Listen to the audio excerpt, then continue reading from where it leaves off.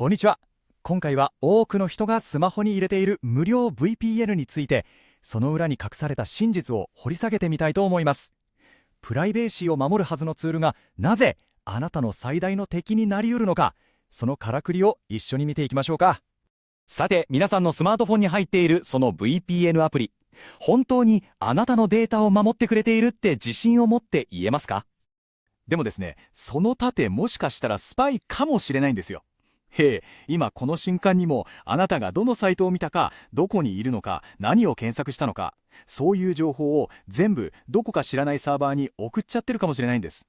これよく言われるただより高いものはないってやつで、後で気づいて後悔するっていうパターンが本当に多いんですよね。ここでちょっと衝撃的な数字をお見せしますね。75%。これ一体何の数字だと思いますか？この数字の重みが次ですぐにわかります。これ実は2019年にオーストラリアの CSIR っていう、公的な研究機関が調査した結果なんですけどね、283個もの無料 VPN アプリを一つ一つ解析したら、驚くことにその 75%、つまり4本に3本のアプリからユーザーのデータをこっそり外に送るための追跡コードが見つかったんです。これ誰かが言ってるだけの陰謀論とかじゃなくて、ちゃんとした学術論文で発表されてる科学的な事実なんですよ。例えばカフェのフリー Wi-Fi とか使うことありますよね。そういう時こそ VPN が役立つはずなんですけど、そもそも考えてみてください。サーバー代とかエンジニアの人件費とか絶対かかるはずなのに、なんで無料なんでしょう。そのビジネスモデル、ちょっと覗いてみましょうか。答えはものすごくシンプルです。あなたが払ってるんです。お金じゃなくてあなたの個人データっていう通貨でですけどね。よくサービスが無料ならあなたが商品だって言いますけど、まさにそれです。あなたが守りたかったはずの個人情報が彼らにとっては宝の山というわけです。無料 VPN の商売の仕組みは大体この3ステップですね。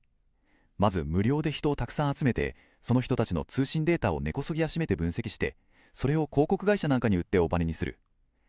例えるなら、家の警備を頼んだ警備員が家の中の情報をこっそり外部に売っていたみたいな話です。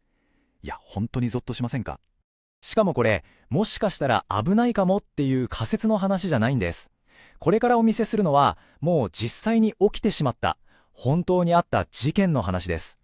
ご覧の通り、1度や2度じゃないんですよね。2015年のオラ VPN に始まって、Facebook がやっていたオナボ、そして2020年のスーパー VPN まで、大きな事件が何度も何度も起きているんです。まずはオラ VPN。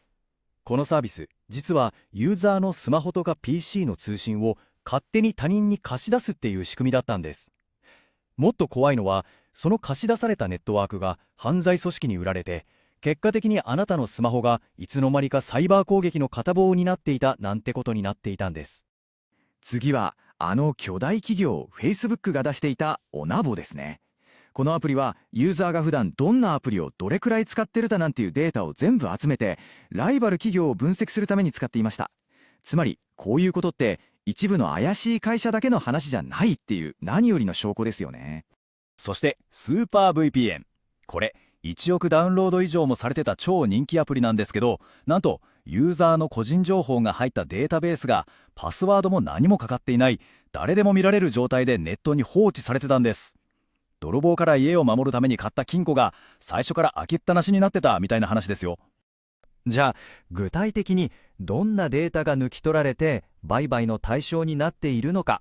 その全体像を次のスライドで見ていきましょう。ちょっとこれを見てください。あなたがどんなサイトを見たか、どこに住んでるかなんていうのはもちろん、使ってるスマホの機種、もっと言えばいつ起きていつ寝るかみたいな生活リズムまで、こういう情報の断片をパズルみたいに組み合わせると、広告主はあなたがどんな人で何に興味があって次に何を買うかまで驚くほど正確に分かってしまうんです。プライバシーを守るための道具ら、実は自分を丸裸にするための道具だったなんて皮肉な話ですよね。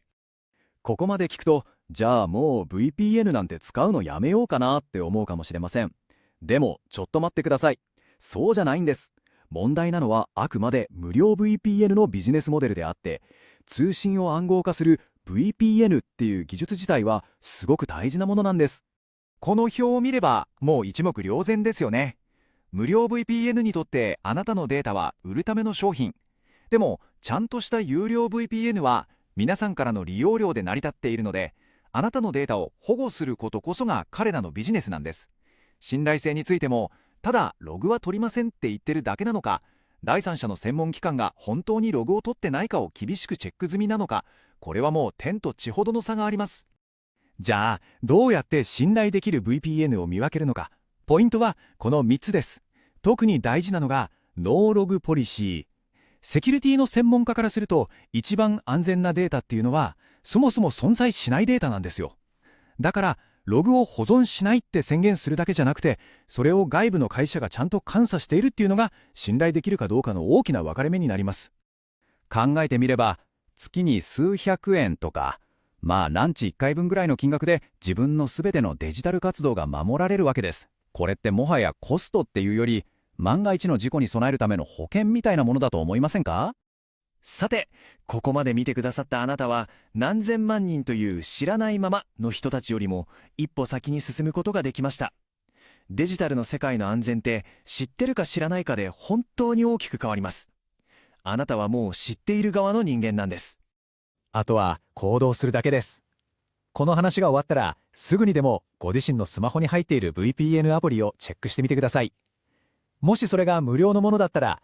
今日お話ししたリスクを思い出して、その利用をもう一度考え直してみることを強くお勧めします。そしてさっきの3つのルールを参考に、信頼できる有料のサービスを探してみてください。最後に一つだけご自身に問いかけてみてほしいんです。あなたは今、自分のとても大事なデジタルプライバシーを一体誰に何に預けていますか？その答えがこれからのあなたの安全を決めます。今回の話がその選択の助けになればとても嬉しいです。